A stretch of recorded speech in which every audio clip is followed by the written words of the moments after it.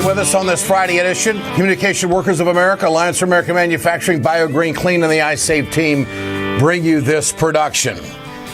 I've said it before and I'll say it again. I have never seen anyone polling at 5% get as much media attention as the governor from New Jersey.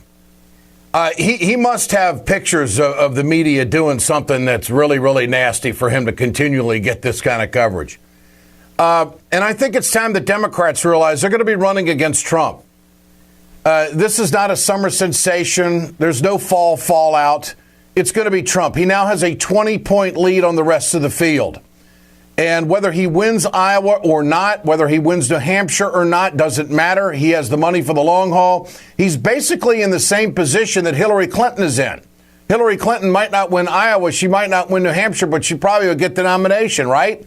Who knows? It's a crazy world out there. But it would seem to me that Trump, who is the front runner consistently for months on end, is offering up the agenda to run against as far as the Democrats are concerned. For more on that, let's turn to Tad Devine, who is a longtime media consultant and advisor and leader for the Sanders campaign. Tad, good to have you with us. Nice to be with you, Ed.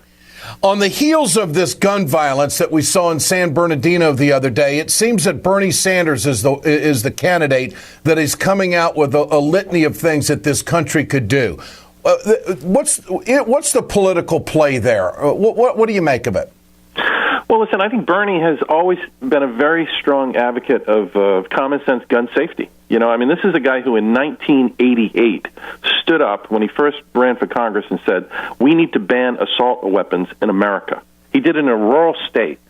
He did it at great political peril to himself. He did it because he felt it was the right thing to do for Vermont and for America. And, you know, and I understand, you know, people grab a couple of votes from 30 years ago and say, aha, Bernie Sanders is beholden to the gun lobby. Nothing could be further from the truth. The guy has always been on the side of people. He has, been a common sense advocate for common sense gun safety. And I think, this whole campaign right now, frankly, I feel there are always going to be incidents that happen, whether it's the tragedy in San Bernardino or what happened in Paris. But I think the campaign and the election next year is going to be decided on basic economic circumstances that the American people are confronting today. And nobody's better on that than Bernie Sanders. Ted, I don't disagree with that. I mean, I think that economic issues are very, very important. But the gun violence in this country, it has become a social concern. It's almost as if it's a disease. It's an epidemic. We do things about that. It's almost like what the AIDS breakout was back in the 80s. I mean, 300. What's the magic number before we do something about it in Congress? And the fact is, Republicans are in the way. They are the reason why we can't get what Bernie Sanders is calling for. Right. So no matter how you look at it, there's a political angle to this. There's a party that doesn't want to do anything when it comes to gun violence. Is it dangerous politically to frame it like that?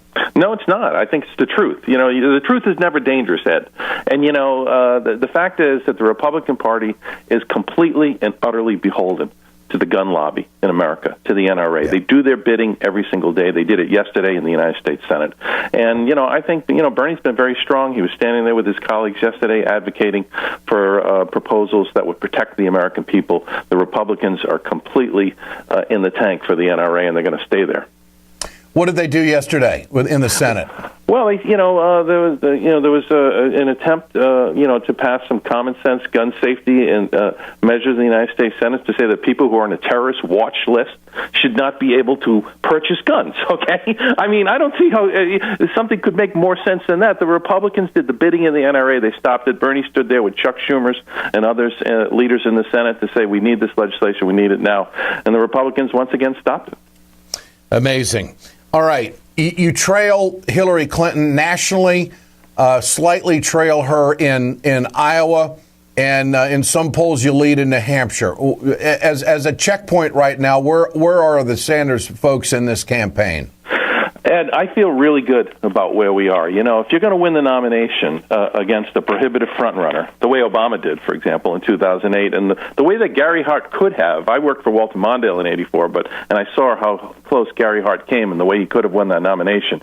You have to do certain things, and I think Bernie Sanders and his campaign are doing all those things right now. We're building strong campaigns in the early states in Iowa and New Hampshire. You know, we've been on television for 4 weeks with paid advertising in Iowa and New Hampshire. Hillary's been on for 4 months, and I really think we're beginning to get our message through to voters in those early states. We've been on the radio in Nevada and South Carolina with targeted advertising. We've built a huge campaign organization that is powered by over 1 million contributions, most of them small contributions by people all across this country.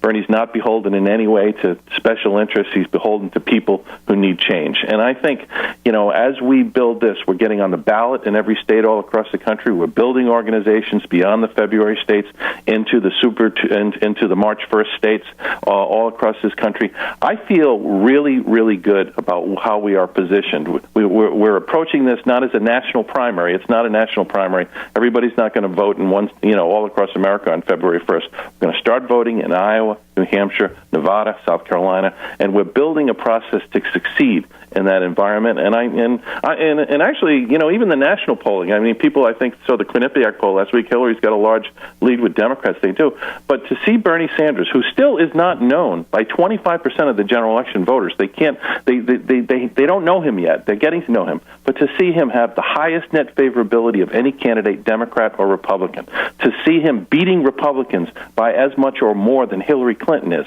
already right now in general election matchups, to see the strength he has on issues and attributes underneath that poll. I mean, I'm just very impressed that he's in the position he's in, and I think we're in a position to win.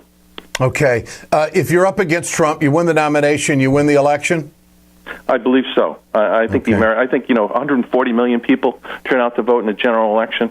You know, 70, 80 million people tune into those debates. I think Bernie Sanders is going to have an absolutely great day, and not only get himself elected president of the United States, he will, in a matchup against Trump, I believe, elect a Democratic Senate and a healthy majority in the Democratic Senate, and I think we have a real chance at the House because Bernie can build a coalition that can not only elect himself, but can elect Democrats at all levels. That's the difference. So it's a movement. It's a movement. Of course, the mainstream media won't call it that at all. All right. Does it frustrate your campaign that Chris Christie seems to be everywhere and he's polling almost in the toilet? I mean, I've never seen a guy at 5% get as much media attention as this guy does. And I've often thought if Bernie got half of what Christie got, the numbers would be a hell of a lot different. Well, listen, if Chris Christie had Bernie Sanders' numbers in Iowa and New Hampshire, I don't think we'd do anything except see Chris Christie on TV, okay? I mean, you know, it is unbelievable. But listen, we're not frustrated in the least by anything or anybody.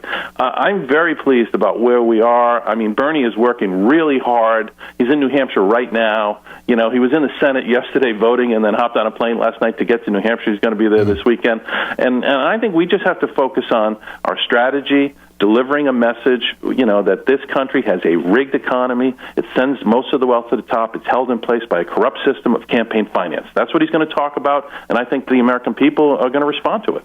Tad Devine, always great to visit. Appreciate your time. Thanks so much. You bet. Tad Devine, longtime political consultant, and he's heading up the advisory team of the Bernie Sanders campaign. And I think it's one of the reasons why Sanders is doing as well as he is.